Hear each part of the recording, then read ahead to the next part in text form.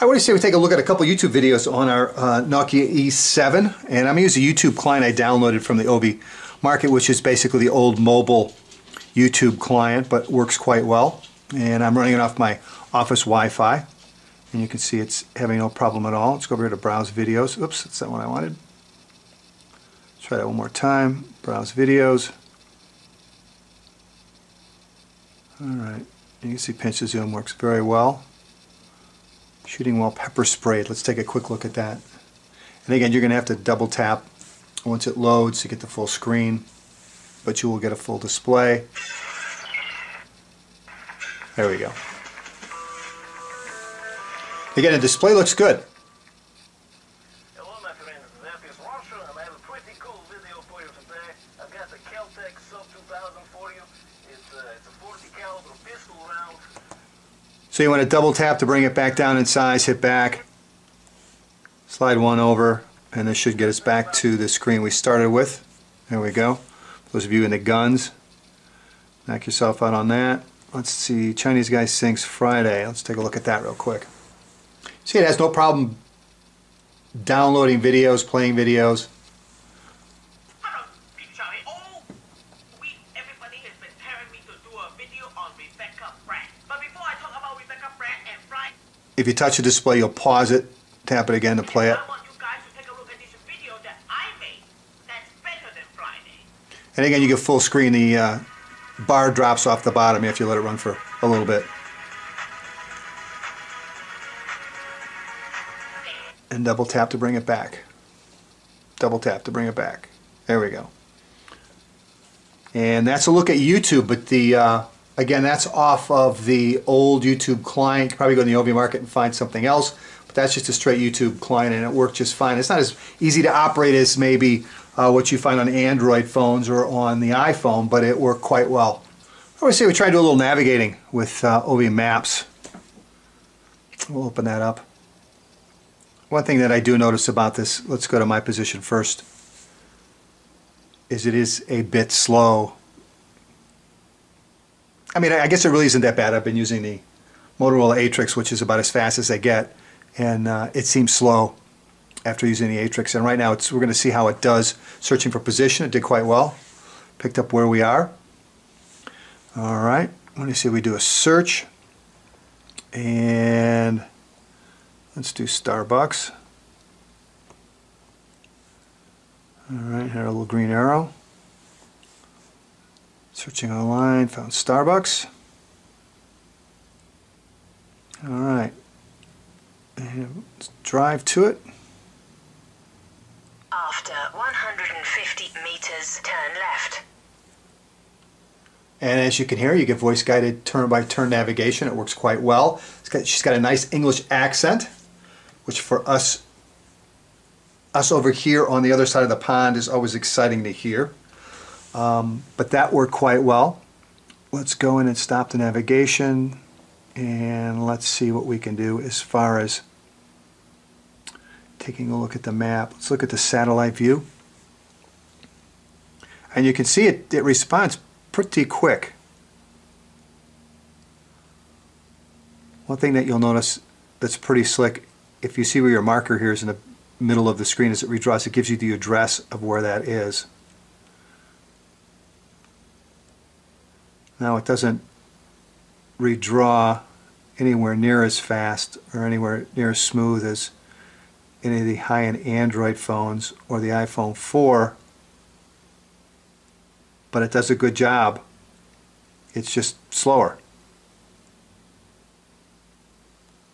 But navigation worked quite well. Very pleased with how well it offered, first of all, location, and then voice-guided turn-by-turn navigation. All right, what do you say we wrap up our look at the Nokia E7 with a look at the web browser? And I am not going to waste your time or mine using looking at the default browser that comes with the Nokia E7 because it's really horrible. So I've downloaded Opera, and we'll take a look at that. And again, the first thing I would recommend if you pick up this phone is go to the Obi store and download Opera. It works very well on mobile websites. We're going to take a look at Engadget Mobile, and you can see just it flies. Works very well.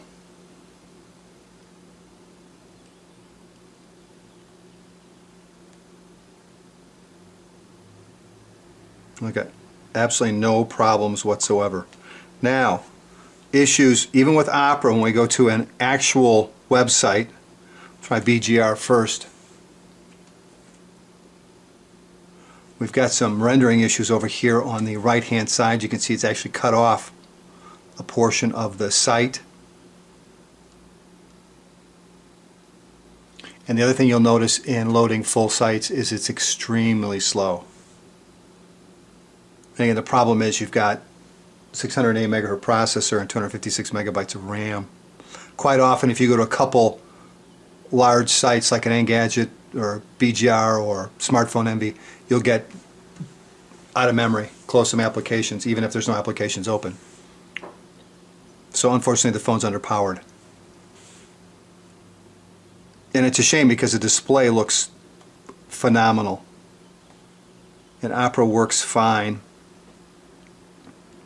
And you can zoom in, multi-touch, rewrap it, fit the display, and it works very, very well.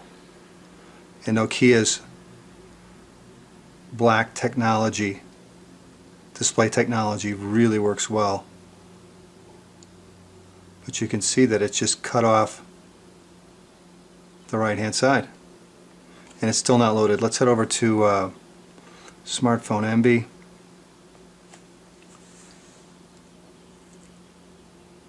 So again, with mobile sites, no problems whatsoever. It works great.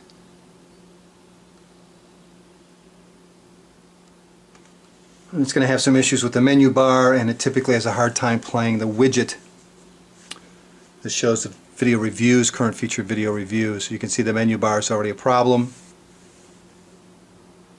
Widget's not playing. Again, everything else, double tap to zoom in. Multi-touch, rewraps to fit the display. I mean, all of that works very well, and the text looks great. There we go. As you can see, the widget doesn't work, and it couldn't handle the formatting on the main menu bar. And let's try one more. Let's go over to slash gear. See how it handles that. But these are sites that I always use when we're looking at Android or Windows Phone 7 handsets or iPhone 4. These are sites that typically, they're not the quickest to load. They take a while to load because they're big sites, but they load and they're typically rendered just fine. I would say Windows Phone 7 has not quite as many problems as Nokia's do with handling these sites, but they do have a few problems in rendering issues.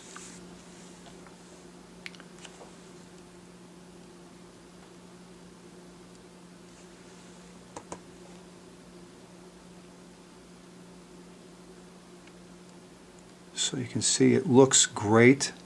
The display is very nice. The build quality of the phone is very nice. I've probably said that 1,000 times already. Sorry if I keep repeating myself. But I am impressed with the build quality of the E7 as well as of the display. Again, the big problem is this thing is so underpowered, it's just ridiculous. So we'll let it eventually figure out how to download the rest of Slash Gear. Anyway, stop by smartphoneenvy.com, check out the written review, check out the photos and videos taken with the E7. I'll have all of that posted. Give me, should have it up there by tomorrow night, I would think. I'm trying to get this posted tonight. And I hope it's been helpful. Take care.